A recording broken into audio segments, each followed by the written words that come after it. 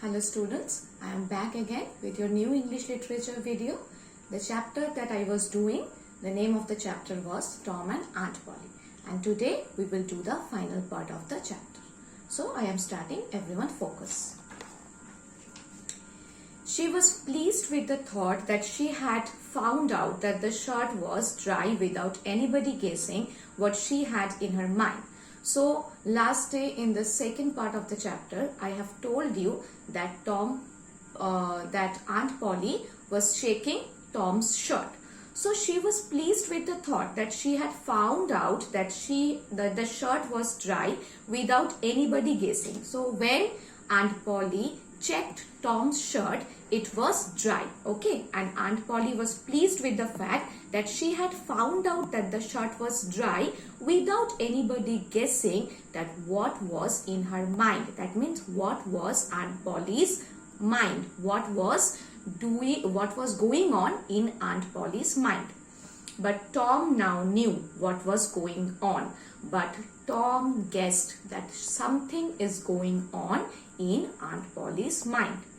Before his aunt could ask another question regarding that where was Tom been for this long time of period, he had said, some of us ran water from the hand pump on our heads. Mine is damp even now. See.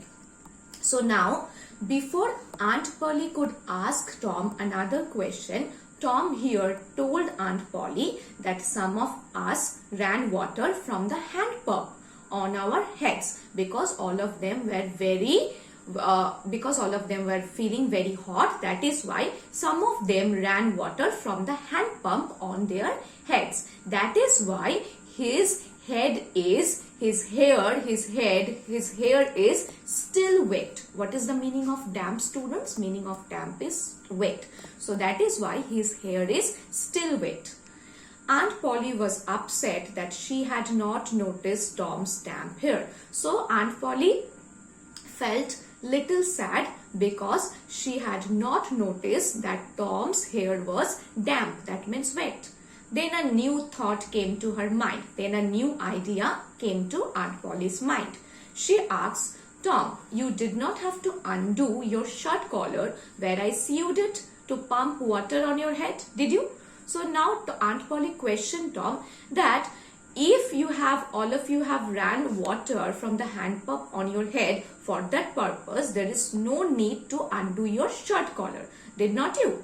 Unbutton your jacket. So now unbutton your jacket. I have to check your shirt collar also. Okay. Tom smiled. He took off his jacket. His shirt collar was securely in place. But Tom already made the arrangements of his shirt collar because he already knew that when he will return to his home, Aunt Polly will check every single thing. So Tom happily smiled. He took off his jacket. His shirt collar was securely in place. That means there was nothing wrong with his shirt collar. His shirt collar was securely in his place. Oh, well done. I was sure you had stayed away from school and been swimming. But I forgive you, Tom. You have done the right thing this time. So now Aunt Polly became very happy. Aunt Polly said, okay, well done, my boy. I was completely sure that you had stayed away from school. That means you have not gone to your school and you had been swimming. I was completely sure about it. But you proved me wrong. This time you have not done any kind of your naughtiness. You proved me wrong this time. You have done the right thing this time. She was happy that Tom had been obedient for once. So Aunt Polly was happy that for once at least, for one time at least, Tom had been obedient. Tom has not told any lie. But then Sydney said, I think you sewed his collar with white thread, Aunt, but it's black. Now this time Sydney said, I think, Aunt, you have sewed his collar with white thread, but now we can see that his collar is the thread that is used in his collar. This time it is black. The color of the thread is black. Why? I did sew it with white, Tom. Now Aunt Polly became shocked again. He asked Tom, why? I completely remember that I have sewed your collar with white thread. Why it is black now? But Tom did not wait for the rest. Now Tom understood that trouble is coming up, so Tom did not wait for the rest of the conversation. As he went out, he just went out from the place because he understood already that the trouble is coming up for him. So he did not wait for anything more. For the next conversation, he did not wait there. He just went out from the place. At the door, he said, Sydney, I will beat you up for that. He just waited for a second at the door and he told Sydney, Sydney, you have told my secret to Aunt. You have disclosed everything. Okay? For this, I will surely teach you a lesson. I will beat you up. In a safe place, Tom examined 2 large needles that had thread bound about them. One needle carried white thread and the other black.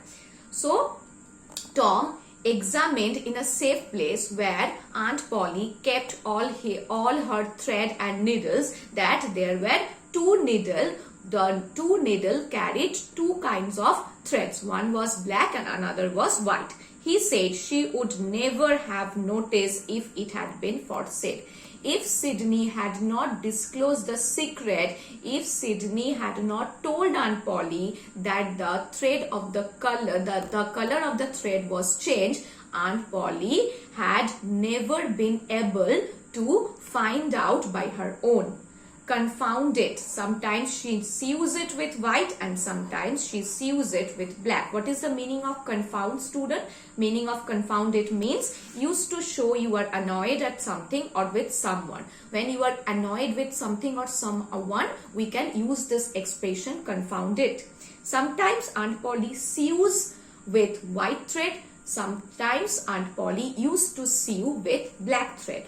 I wish she would stick to one or the other. Now Tom is saying, I wish Aunt Polly use only one kind of thread. Then it will be easier for him. That means then it will be easier for Tom to keep the record. Okay. Otherwise, Tom also feel confused that which thread is Aunt Polly using at which time. Okay.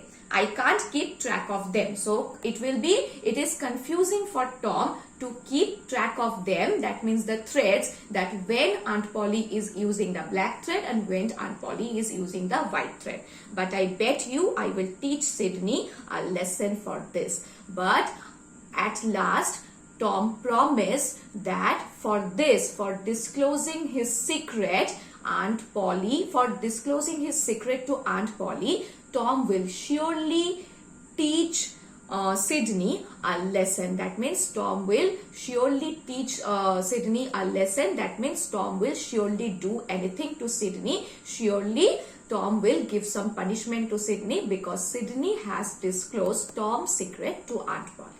Okay, students. So up to this, the story ends here. I have given you some of the worksheets and you have also solved it. Now the story ends here. Also, I will give you some more worksheets based on the 3rd part of the chapter and you will solve it and you will upload it in Google Classroom. Thank you, students.